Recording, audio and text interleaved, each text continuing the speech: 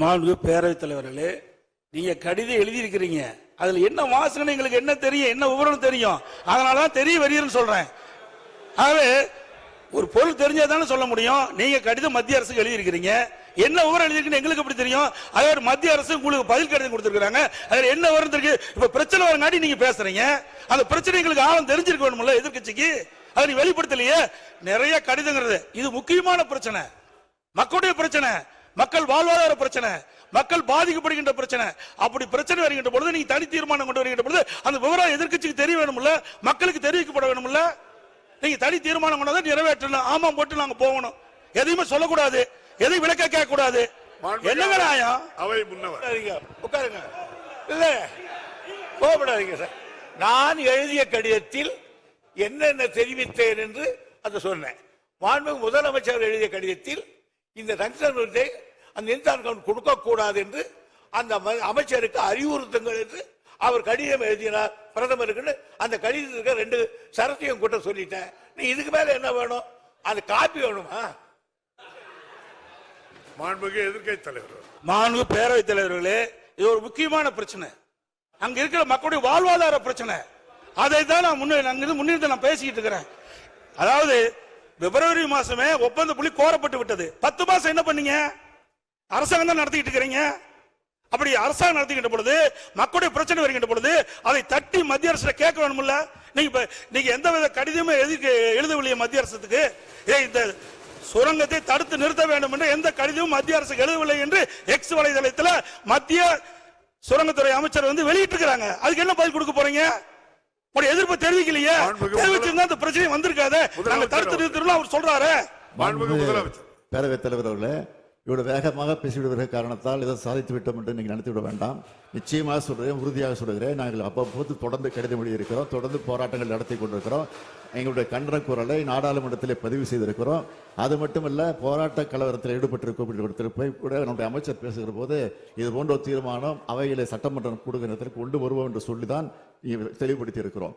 கடிதத்தை எழுதுகிற போது அவ்வப்போது செய்தி வெளியிடுகிற தலைப்பில் பிரதமருக்கு முதலமைச்சர் இந்த சம்பந்தமாக கடிதம் எழுதியிருக்கிறார் என்ற செய்தி வெள்ளம் விவரம் வந்திருக்கிறது. ஒரு தெரியவில்லை சொன்னால் என்ன புரியவில்லை என்று. மாண்புமிகு எதிர்க்கட்சி தலைவர், மாண்புமிகு பேரவைத் தலைவர்களே, மாண்பு முதலமைச்சர் நான் சொன்ன கருத்தை தவறாக புரிந்துவிட்டார்.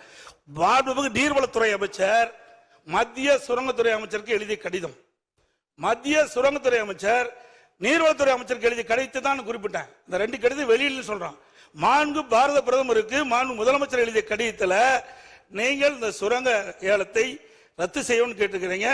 அந்த இது சுரங்கத்துறை அமைச்சருக்கு போய் சுரங்கத்துறை எக்ஸ் வலைதளத்தில் சொல்லியிருக்கிறாங்க.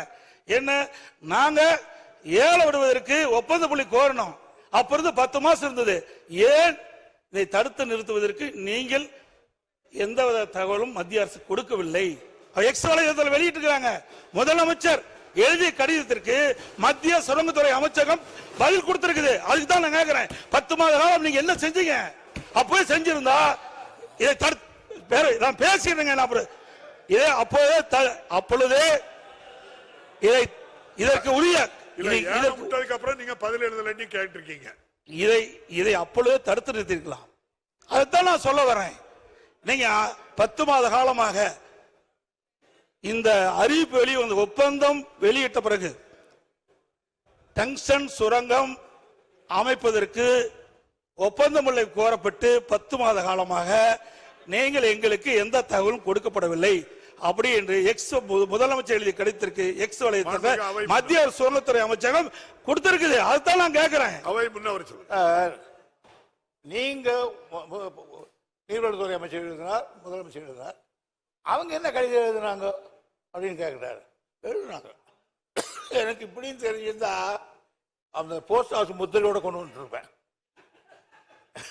2/11/2021 அன்று ஒன்றிய சுரங்கத்துறை அமைச்சர் அளித்த பதிலில் உரிய சட்ட திருத்தங்களை மேற்கொண்ட பிறகு இந்த ஏலம் விடுவதாகவும் தேசிய அளவிலான தேவைகளை கருத்தில் கொண்டு மாநில அரசுகள் இந்த கொள்கைக்கு ஒத்துழைக்க வேண்டும் என்று குறிப்பிட்டிருந்தார். இல்லை என்றார். பேரத்தில் அதான் நான் குறிப்பிட்டேங்க. இங்க பேசி பிரயோஜனம் இல்ல, நாடாளுமன்றத்தில் பேச வேணும்.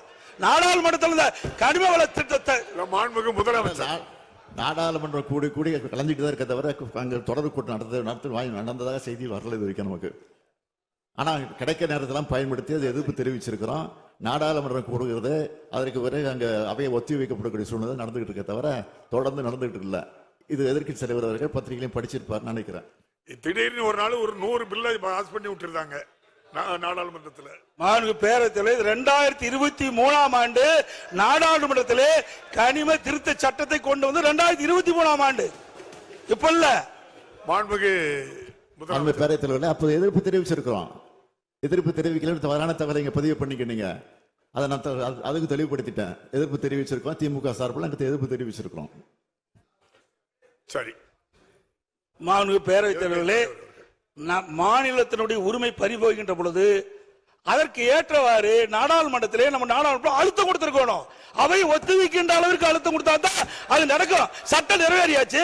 இப்ப சட்டம் நிறைவேறின பிறகு நீங்க தீர்மானம் கொண்டு வந்து என்ன செய்ய போறீங்க சொல்லுங்க. தீர்மானத்தை ஒரு முறை நிறைவேற்றோம் பண்ண முடியாது. முதலமைச்சர் சட்டம் நிறைவேறதுன்னா எங்களுடைய ஆதரவு நிறைவேறிச்சு. நாங்க எதிர்ப்பு தெரிவிச்சிருக்கிறோம். அது நாடாளுமன்றத்துக்கு பதிவாயிருக்கு. எப்படி நிறைவேறதுன்னா நாங்கள தடுத்துக்க முடியுமா? நாங்க மெஜாரிட்டி அவங்க இருக்கும்போது இப்படி பண்ண முடியும் சொல்லுங்க.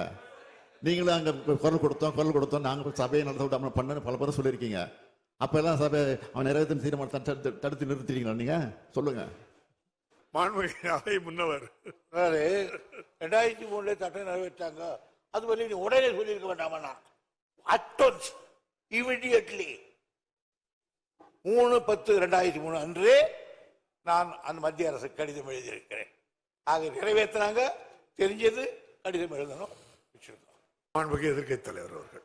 மாண்பு பேரவைத் தலைவர் அதை எதிர்க்கு நான் தான் ஆரம்பத்திலே சொன்னேன். பிப்ரவரி 2024 பிப்ரவரி மாதம் டங்ஸ்டன் சுரங்கம் அமைப்பதற்கு ஒப்பந்தம் கோரப்பட்டு 10 மாத காலமாக என்ன செஞ்சீங்க? எதுவுமே செய்யலையே. இப்ப எடுக்கிற நடவடிக்கை அப்பவே எடுத்திருந்தா இதை தடுத்து நிறுத்தி இருக்கலாம் நான் சொல்றேன். அது மட்டும் இல்ல, ஒரு சட்டம் மத்திய அரசு கொண்டு வருகின்ற பொழுது மாநில உரிமை பாதிக்கப்படுகின்ற பொழுது அங்க அழுத்தம் கொடுத்தே ஆகணும். அதுக்கு தானே எம்பி போறாங்க. சும்மா நான் எதிர்த்தேன் நிறைவேறிட்டு அப்புறம் ஏன் கொண்டு வரீங்க?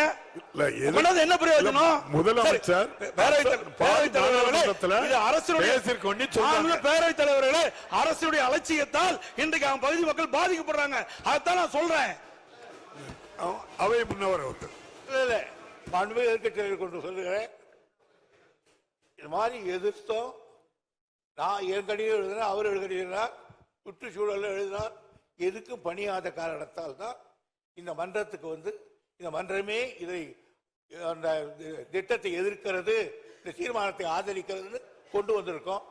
நீங்க இப்போ என்ன சொல்றீங்க? இந்த திட்டம் நமக்கு தேவையில்லாத ஒண்ணு தானே, சுரங்கம் வரக்கூடாது இல்லையா? அப்படின்னா தீர்மானத்தை ஆதரிங்க. இல்ல சுரங்கத்தை வேதாந்தா பக்கமோ நீங்களும் சேர்ந்துக்கிட்டா ஆதரிச்சுக்கோங்க. மாண்புமிகு எதிர்க்கட்சி தலைவர் அவர்கள். மாண்புமிகு பேரவைத் தலைவர்களே, இதுவரை அலட்சியமா இருந்துவிட்டு இப்படி பதில் சொல்வது சரியல்ல. ஏனென்றால் ஒரு அரசாங்கம் அவ்வப்போது விழித்துக் கொண்டு மக்களுக்கு பிரச்சனை ஏற்படும் தீர்த்து வைக்கணும். அலட்சியமாக இருந்தது சொல்றாரு. எந்த விதத்திலும் இந்த திமுக ஆட்சி அலட்சியமா இருந்தது இல்ல. பொது மக்களுடைய பிரச்சனை பொறுத்தவரை நாங்கள் இது வரைக்கும் அலட்சியமா இருந்தது கிடையாது. அலட்சியமா இருந்தங்கிற அவை குறிப்பிலிருந்து நீக்கிறேன். அலட்சியம் வேண்டாம். 4 பேரவைத் தலைவர்களே, நீங்க அந்த ஆசனத்தில் அலட்சியம் என்பது நான் தவறா சொல்லல. அலட்சியம் என்பது அது அன்பார்க்க. அதாவது எதுக்கு பேசுறீங்க? எதுக்கு தீர்மானங்களை எல்லாம் பேச விட்டுட்டீங்க? எதிர்க்கட்சி என்ற பிரதான எதிர்க்கட்சி என்ற முறையில் அரசு சரியான முறையில் நடவடிக்கை எடுத்திருந்தா ஆரம்ப காலகட்டத்தில் தடுத்திருக்கலாம் சொல்றேன். அதுதான் இத்தனை வரைக்கும் பேசிட்டு இருக்கிறேன். வேற என்னதான் நாங்க சொல்றோம்? அது மட்டும் இல்ல, இதுல சில முக்கியம். முதலமைச்சர் இப்ப கடிதம் எழுதியிருக்கிறார்.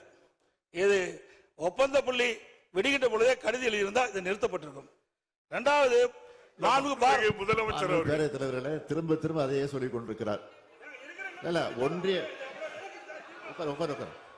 ஒன்றிய அரசு இது விஷயத்துல ஏலம் விட்டு விட்டுவதாக சொல்லிக் கொண்டிருக்கிறார்.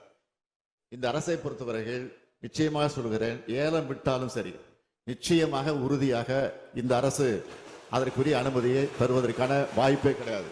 அதில் திட்டவட்டமாக இருக்கிறோம். இதுதான் முடிவு.